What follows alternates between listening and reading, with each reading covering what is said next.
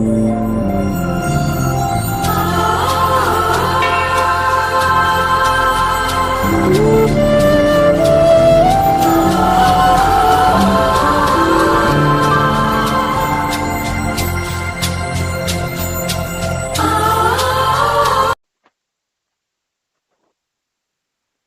Prior बापा माँ भाई भौणी मैंने आज आम पास कालर चतुर्थ रविवार पदार्पण कर आज आम उत्तम मेष पालक रविवार पालन आज तीनो पठन उत्तम मेष पालक विषय आमको शिक्षा दे। उत्तम मेष पालक कौन, उत्तम मेष पालक अर्थ कौन से विषय आमको शिक्षा दिए। आज सुसमाचार अनुजाए यीशु कहते पिता व मु एक। यार अर्थ आम मान को बुझा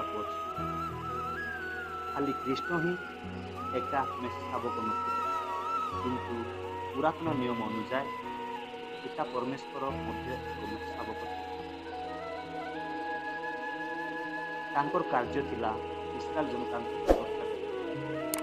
से उत्तम पथर परिचालित करवा, से समस्त प्रकार दरकार जिनस गुड़ाक परिपूर्ण करवा। पिता निजर नेतृत्व रे इस्राएल मानकु मिस्र देश मुक्त करुछन्ति। यात्रा पुस्तक 20 अध्याय 2 पद। पिता जी कि मिस्रीय मानक हस्तरु इस्राएल मानकु यात्रा पुस्तक 14 अध्याय 30 पद। पिता जी कि आकाशरू खाद्य द्रव्य जोगाउछन्ति जेतेबेले इस्राएल लोक मान मरुभूमि रे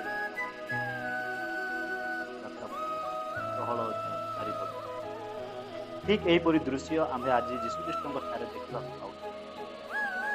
जीशु कहते मु ही उत्तम मेष पालक, मोर मेष गुड़िक मोर स्वर शुणु, मुझे जाने एवं से मत जानते एवं से मोर अनुसरण कर। जीशु हेउछन्ति आमर उत्तम मेष पालक एवं आम्भे माने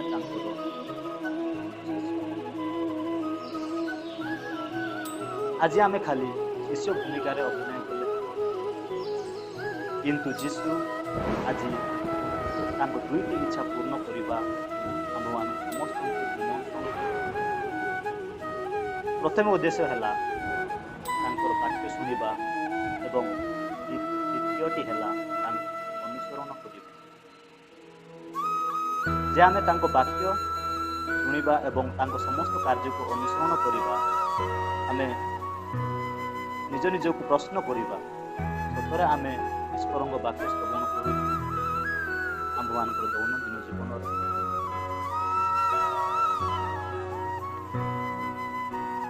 मासक केते थर वाक्य को शुणी बुझी कार्य आम परिणत करूँ, आम आदेश पालन करूँ। मोर प्रिय बापा माँ मन रखु जदि आम वाक्य सप्ताह कि मासक थरे विशेषकर पर्व गुड़िक जदि शुणा ताहले आम चिन्हबार विफल हो। जदि आम वाक्य शुणी पालन करूना ताहले सबले गिर्जा आसी प्रार्थना कर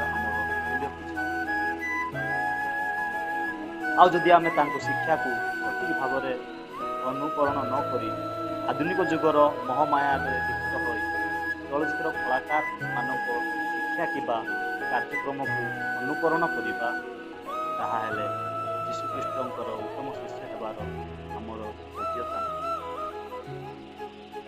कारण जितेबाला आम ईश्वर वाक्य को प्रत्येक दिन बारंबार शुणा आदेश को पालन करवा ताहले आम अनुग्रहर पात्री हेबा एवं बारंबार शुणा सत्वे से आंभ मान जानिबे चिन्हिबे एवं आमे चिन्हि पारिबा, जा फल आंभ मध्य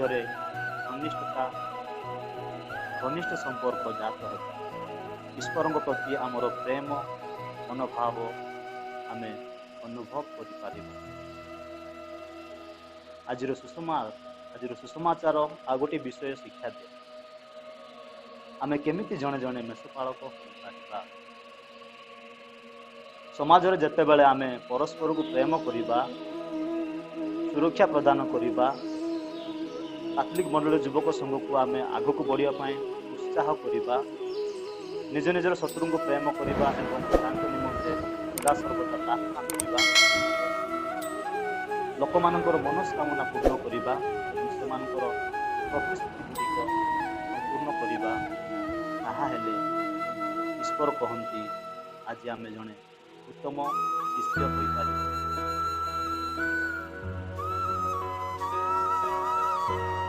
किंतु आम देखा पाई पार आम समाज रे केतेक दुष्ट नेता मान अच्छा जो माने बाहर कपटी मान परी कार्य करती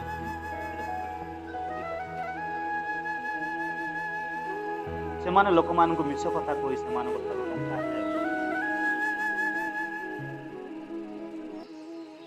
जदि आमे आज सुसमाचार निगूढ़ तत्व न शुणा न बुझा ताहले दुष्ट मेषशाबक होगापाई आज आम जदि वाक्य को कर्णपात करिबा ताहले द्वितीय पठन अनुजाए से आंभ समस्त पाप दोष लोभ मोह माया क्लेश ठारू परित्राण देते।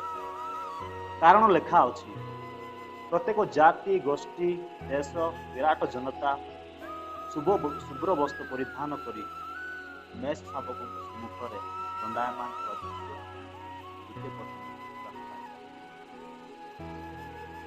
से माने एक स्वर आज कहती जे मेषशाबक ठारे ही परित्राण रही आउ से माने ईश्वर सम्मुख में रही दिवारात्र मंदिर रे पूजा अर्चना आमे मध्य जदि तांको वाक्य शुणी तांको नाम स्तुति प्रशंसा पूजा आराधना करिबा ताहाले निश्चय से आम्भଙ୍କୁ आश्रय देबे।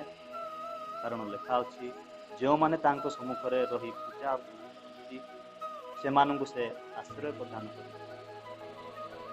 जेतेबेले आमे तांको आश्रय रे जीवन यापन करिबा आमे केबे क्षुधा किंबा तृषा अनुभव करिबा से आम मानंकु मेषशाबक होई आम मानंकु विभिन्न प्रकार प्राकृतिक विपर्यय मुक्ति करिबे, उत्तम शिक्षा दीक्षा आम मानंकु प्रदान करिबे, उत्तम पथरे आम मानंकु चलाई नेबे।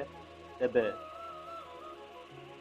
जेतेबेले आम्भे दुखरे क्रंदन करिबा से आम मानंकु प्रत्येक लतक पछी देबे।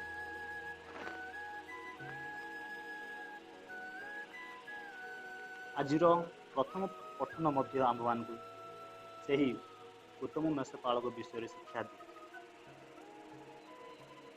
सेठार लेखा अछि जेतेबेले पाउल और बर्नबास आंतियोखिया रे पहुंची विजातीय मानक मध्य सुसमाचार प्रचार करुछन्ति। विजातीय मानक मध्यरु अनेक तांको वाक्य श्रवण करी तांको पछे पछे गले एवं परवर्ती विश्राम बारे समस्त नगर बासी ईश्वर वाक्य शुणा निमंते एकत्रित है। आज ये पठन माध्यम आमे जानिबा पाई पारुछु जे विजातीय माने मध्य ईश्वर वाक्य शुणी ईश्वर को अनुसरण करुछन्ति। विजातीयर अर्थ कौन आमे जानिबा पड़िबो। विजातीय अर्थ है जो माने ईश्वर ठारे विश्वास करती ना, जो मानकर निर्दिष्ट धर्म रीतिनीति नियम बोली ना, पुरातन नियम अनुसार से मानक देवालय प्रवेश करने अनुमति दिया जाए नथिला एवं से मानक तत्वावधान करने कहीं नथिले।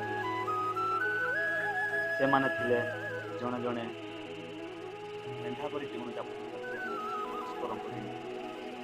किंतु आज प्रभु श्री ख्रीष्ट तांको देई दुईटी रीतंकु ବିଜାତୀୟମାନଙ୍କ ମଧ୍ୟରେ ସୁସମାଚାର ପ୍ରଚାର କରିବା ପାଇଁ ପଠାଉଛନ୍ତି।